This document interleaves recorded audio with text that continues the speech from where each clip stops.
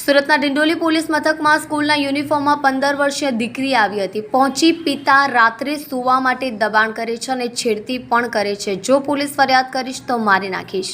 સગીરાના શબ્દો સાંભળી પોલીસ ચોંકી ગઈ. આથી પોલીસે પિતાએ પોતાની સગી દીકરીની રાત્રિના સમયે 2 વાર છેડતી કરી હોવાની ફરિયાદ ડિંડોલી પોલીસ મથકમાં નોંધી છે.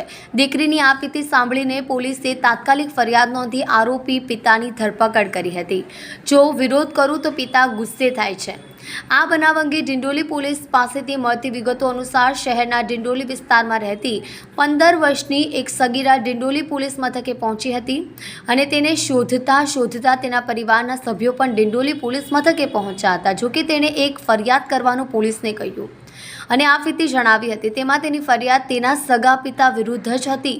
સગીરાએ પોલીસને એવી હકીકત જણાવી હતી કે તેના પિતા રાત્રિના સમયે તેની પાસે આવે છે, પોતાની સાથે સૂવા માટે દબાણ કરે છે, તેમજ છેડતી કરે છે અને વિરોધ કરે તો ગુસ્સો કરે છે.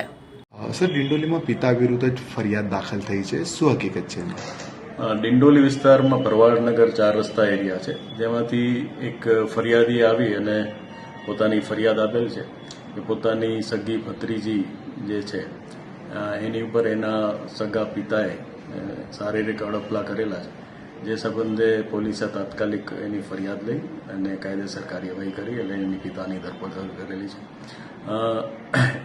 જ્યારે આ બાળા સાથે આવું કૃત્ય થયું ત્યારે એ પોતે જ પોલીસ સ્ટેશન પણ આવી ગયેલી હિંમત કરીને અને પોલીસ સ્ટેશને એની બીના જાણીને એના કુટુંબીજનોનો સંપર્ક કરેલો અને ત્યારબાદ એની ફરિયાદ લઈ અને જે એનો પિતા છે એને અટક કરી અને એને જેલમાં મોકલી આપેલ છે.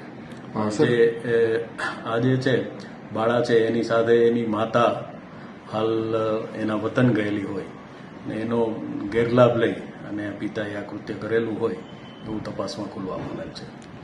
સર, બાળા કઈ રીતના ડિપ્રેશનમાં હતી અને કઈ રીતે હિંમત કરી કે યુનિફોર્મ સાથે પોલીસ સ્ટેશન પહોંચી ગયેલી? બાળા છે એની સાથે અઠવાડિયા પહેલાં પણ આ રીતનું કૃત્ય થયેલું.